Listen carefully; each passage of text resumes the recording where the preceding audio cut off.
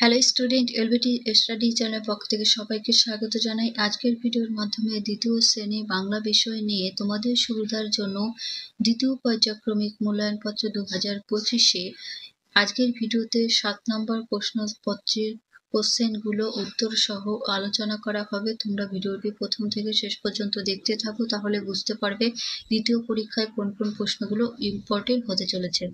একে দাগে রয়েছে সুকুলতা রাওয়ের অন্যখানে কবিতাটি মুখস্থ লেখো, 2 নম্বর পাবে। তাহলে আমি কবিতাটি বলছি। হাটে গোল মাল, বেচে কেনে মাল, কত লোকজন কত মন মন, চাল ডাল নুন, ঢেঁড়স বেগুন, তরকারি ছিম, মাছ আলু ডিম, ধামা ভরা আম, পেঁপে কলা জাম, হাড়ি হাড়ি খাসা, গুড়ের বাতাসা, ওইকার ছেলে স্কুল ফেলে পড়ার বেলায় পায়রা ওড়ায়। এটা তোমরা মুখস্থ রাখবে, এই কবিতা খুবই ইম্পর্টেন্ট। পরের প্রশ্নগুলো দেখব। 2 দাগে নিচের প্রশ্নগুলির পূর্ণ বাক্যে উত্তর দাও। যে কোনো 10টি প্রশ্ন করতে হবে, 1 নাম্বার করে থাকছে। 2 এর কতে আছে কোন সময় অতীত পাখির দেখা যায়? উত্তর শীতকালে অতীত পাখি দেখা যায়। ক্ষতে শক্তিনাথ বাবুর বড় ছেলের নাম কি?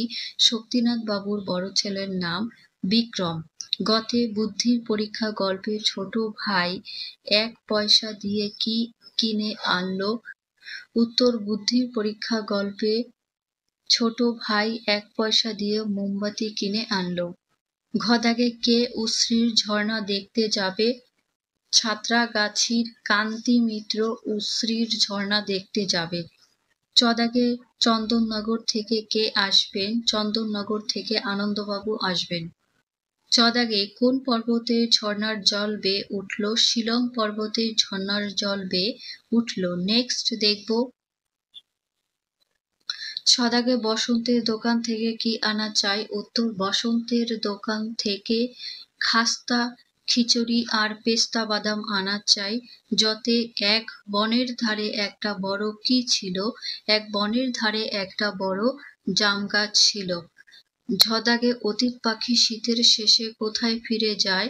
অতীত পাখি শীতের শেষে আবার নিজের জায়গায় অর্থাৎ হিমের দেশে ফিরে যায়।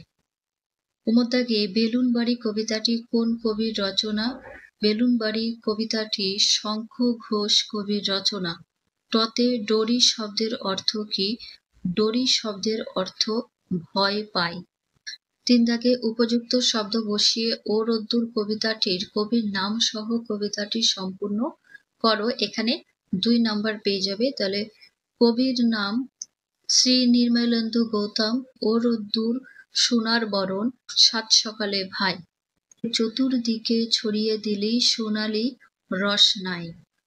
ও রোদ্দুর চাই যদ্দূর আকাশ নীলে নীল, ডাকছে পাখি ফুলের কুড়ি খুশিতে ঝিলমিল। 4 দাগে সঠিক উত্তরটি বেছে নিয়ে টিক চিহ্ন দাও। হাফ নাম্বার করে থাকছে। 4 এর কয়ে অঙ্কের খাতা ছিঁড়েছে বঙ্কিম কঙ্কা না কেষ্ট হবে কঙ্কা।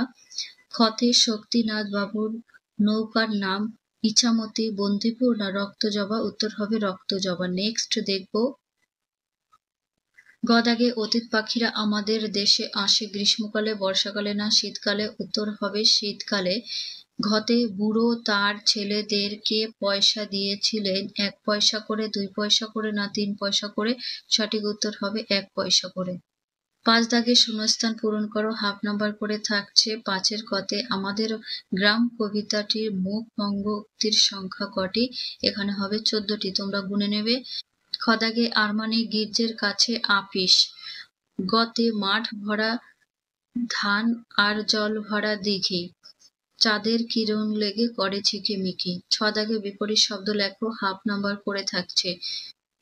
কতে ভয় সাহস, ক্ষতে উচিত অনুচিত, গতে পছন্দ অপছন্দ, ঘতে দুর্বল হবে সবল। উমতে বিশ্রী, বিশ্রীর বিপরীত শব্দ হবে সুশ্রী। চতে সীমা সীমাহীন।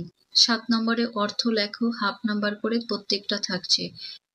কতে রয়েছে গোলমাল হবে হইচই। ক্ষতে তক্তা, তক্তা অর্থাৎ কাঠ।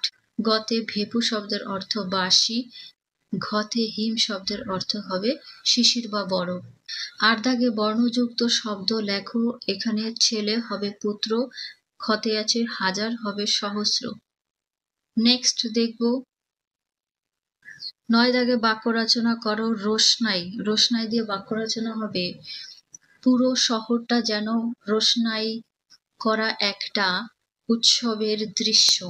খতে স্রোত, সমুদ্রের স্রোত খুব শক্তিশালী।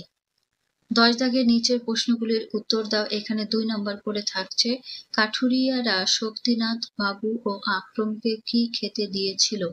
উত্তর, কাঠুরিয়ারা শক্তিনাথ বাবু ও আকরমকে তাল পাতার ঠোঙায় এনে দিল চিড়ে আর বনের মধু, আর দিল ছাগলের দুধ, নদী থেকে ভাড়ে করে এনে দিল জল।